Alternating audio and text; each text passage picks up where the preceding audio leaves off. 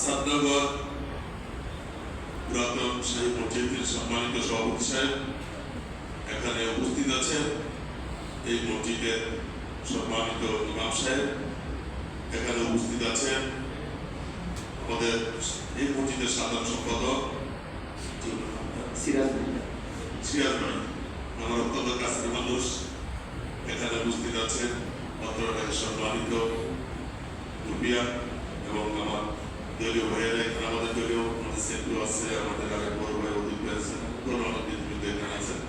সকলের প্রতি রইল আমার সালাম, আসসালামু আলাইকুম। আমি এই মসজিদে যেহেতু আমার এই এলাকার মসজিদ, যেহেতু আমার অনেক বছর আগে আমি আরেকবার 2019 সালে এই মসজিদটা এই এলাকাতে এত উন্নত ছিল না। এখন আবার এই হাসাননগর এমন একটা সুন্দর এলাকা হয়েছে, এখানে অনেক বাড়িঘর রয়েছে, সুন্দর সুন্দর বাড়িঘর রয়েছে, অনেক মুসলিমও বেড়েছে। কোন থেকে একটা ছিল আবার মাসে 2-3 হয়ে গেছে, ইনশাআল্লাহ সামনে আরো হবে। আমি আমাদের ইমাম সাহেবের বয়ান আমি শুনেছি। আজকে আমাদের এই সমাজের যে অবক্ষয়, কেন আমাদের এই অবক্ষয়? আজকে আমাদের যারা আমরা অভিভাবক প্রকৃতি রয়েছে, আমরা যারা সংসার পরিচালনা করি,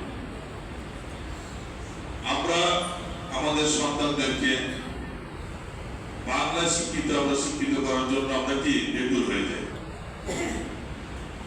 আমরা একজন শিক্ষককে আমরা প্রতি মাসে 5,000-10,000 টাকা বাংলা শিক্ষককে আমরা দিই, বাংলা শিক্ষা অর্জন করার জন্য।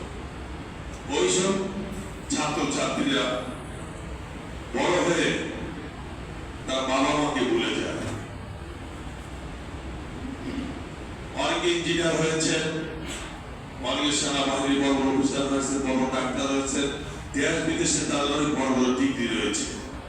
তাদের সব চলে, কিন্তু বাবা মারে পালতে বা তাদেরকে সেবা করতে খুব কষ্ট হয়। ওই মাঝে ফেসবুকে আপনারাও দেখেন অনেক বাবা মা বৃদ্ধাশ্রমের অনেক বাবা মাদেরকে দেখে বৃদ্ধাশ্রম। কেন? আজকে ইসলামী শিক্ষা নাই বিলে দিকে আজকে এই আমাদের সমাজের অবক্ষয়। এই জন্যই আমাদের বাংলার পাশাপাশি, বাংলা শিক্ষার পাশাপাশি আমাদেরকে অবশ্যই ইসলামী শিক্ষা অর্জন করতে হবে। আপনাদের সন্তানদেরকে স্কুলে দেন, ভালো কথা, কিন্তু তার পাশাপাশি একজন ইসলামিক একজন আলেম রাখেন। যদি মসজিদে আপনার ছেলেরা মসজিদে আসতে চায় না, অনেকের মা সন্তানের আঘাত থেকে কেন মসজিদে তো যায় নিম্নমানের লোকেরা, আর বাসায় পড়াইতে পারেন। আমরা যখন ছোট ছিলাম, আমরা আগে ঘুম থেকে উঠে আগে বড় ভাই আমাদের কখনো সার দেয় না, আমরা আগে সকালে মসজিদ থেকে আইসা আমরা খাওয়া দাওয়া করে আমরা স্কুলে চলে যেতাম। এখন সেই জিনিসটা নাই।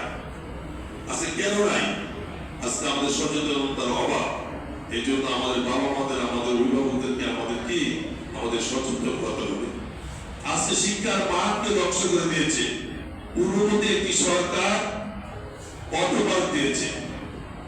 বা একটু কথা বলি, একটি দেশ বা একটি সমাজকে ধ্বংস করতে হলে সর্বপ্রথম তার শিক্ষা ব্যবস্থাকে ধ্বংস করতে হবে। যখন শিক্ষা ব্যবস্থা ধ্বংস হয়ে যাবে, সেই সমাজ ধ্বংস হয়ে যাবে। আজকে ছাত্র মাঠে আন্দোলন করছে, তাদের তো লেখাপড়া করে না, সারাদিন মোবাইল। আমাদের ফ্যামিলির ভিতরে ছোট ছোট বাচ্চার মোবাইল না দিলে তারা